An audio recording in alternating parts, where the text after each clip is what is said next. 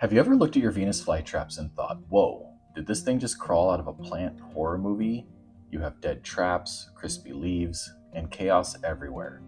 Don't panic. Today we're taking those tired looking flytraps and giving them a full glow up so they can get back to being the ultimate bug assassins. Welcome to Carnivorous Plants Hub, where flytraps don't just live, they thrive. If you want your plants looking and feeling healthy, with the best chance to grow big and strong, a little maintenance can go a long way. Trimming isn't just for looks. Stick around because I'm going to show you how I trim, why it matters, how often you should do it, and what a huge difference it can make. Here are the stars of the show for today. First up here is the Supernova. It's gorgeous, but rocking way too much of the dead growth. Next up is the G17. It's fresh off of a fly kill, as you can see there. It's dangerous, but it still needs some love. Next we have the Gaping Maw, living up to its name, but it definitely needs a cleanup.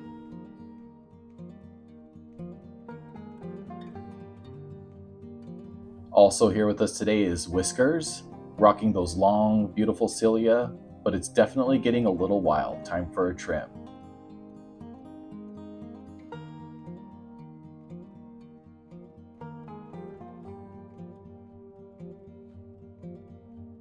And last and definitely not least here is the Carniplants 003.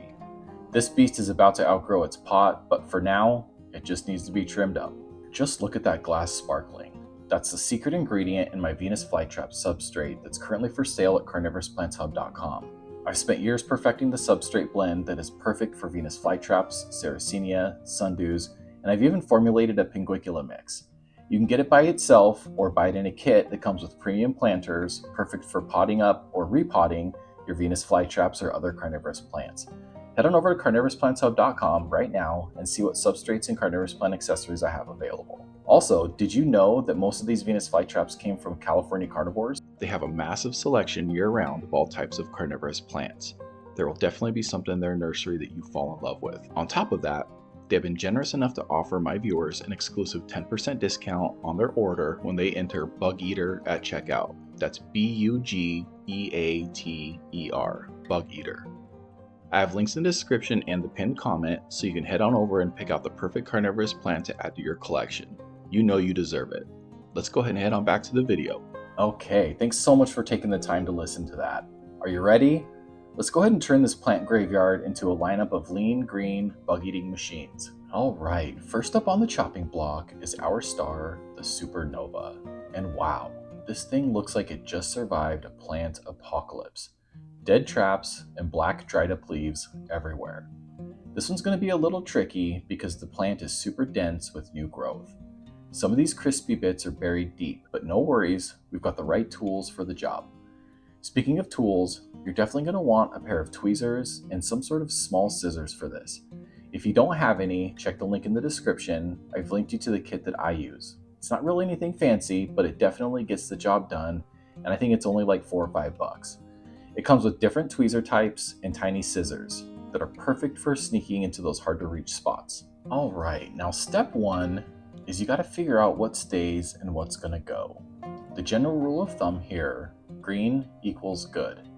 Anything that's green can still photosynthesize and help the plant, so I typically like to leave it alone unless it's clearly on its way out. The only time that I'll cut something that's still green is if the trap is mostly black and that rot is creeping down the leaf. There's really no point in leaving it, as the rest of the leaf will soon be black and rotted. If a trap itself is only half black, I usually let it hang out until it fully gives up. Okay, now it's time to talk about how to actually trim. This, in my opinion, is kind of the fun part. It's time to tug and snip, snip, snip. Most dead growth is old and crispy, so a quick tug with your tweezers will pop it right off. It feels so satisfying. But don't go full Hulk mode here. Some dead leaves are still stubbornly attached to the rhizome. If you yank too hard, you can pull the entire plant right out of the substrate. This usually isn't a death sentence, but no plant likes to be uprooted. It actually might experience a little shock and stunt growth for a little bit. Make sure that you're tugging gently every time. If the dead trap or leaf is stubborn, I recommend grabbing your scissors and cutting the leaf as close to the rhizome as you can get. Grab the end of the dead leaf with your scissors and tug gently to make the dead leaf easier to see and easier to cut. And whatever you do, watch those healthy leaves. One wrong snip and you can decapitate a healthy flytrap, which is something that always makes your heart drop. It feels like a tragedy every time. If it happens though, don't panic. Your plant will survive, but let's aim to avoid the heartbreak. If you're finding this video useful or entertaining, please make sure to pour some water on the like button and subscribe so that you can help my channel grow, just like these carnivorous plants. Okay, and now that you know how to trim, let's talk about why this isn't just plant vanity. Sure, the first benefit is obvious. It makes your flytrap look amazing. I'm talking full-on makeover vibes. Sometimes the difference is night and day. Planning to snap a pic for Instagram or show the plant off in your plant group? A quick trim will have your flytrap looking like a supermodel instead of a scruffy swamp monster. But this really isn't just about looks. There are real health benefits. Dead growth can turn into a mold party, especially in high humidity. And trust me, you don't want that stuff near your healthy flytraps. Where I live, it's really not that big of a deal in the summer because mine live outside in an area of the country that doesn't have super high humidity. But in the winter, it's a totally different story. I keep my flytraps in a closed grow tent to keep them out of the bitter cold. This means more humidity, more standing water, and more chances for mold and mildew to crash the party. Make sure to keep all that dead stuff out and you keep the funk away. Another big bonus is airflow and extra light. If dead leaves pile up, they can block light and choke out airflow to the rhizome. Will that kill your plant? Probably not, but it might prevent it from hitting its true potential. Keeping all the dead growth clear can promote stronger and healthier flytrap that will grow more vigorous with bigger traps. I have another example here of dead growth drowning out some young divisions. Sometimes those tiny divisions are buried under a jungle of crispy leaves. Sure, they'll probably fight their way through eventually, but why make them struggle? Clear it out and boom, they get the light, airflow, and a fast track to becoming full-grown bug assassins. Plus, who doesn't love spotting those little green babies popping up? It's like finding hidden treasure in your pot. So, how often should you play plant stylist? In the summer, every couple of months is usually fine. But in the winter, when mold likes to crash the party, you might need to check it more often. If you live somewhere super humid, once a month is probably a solid plan.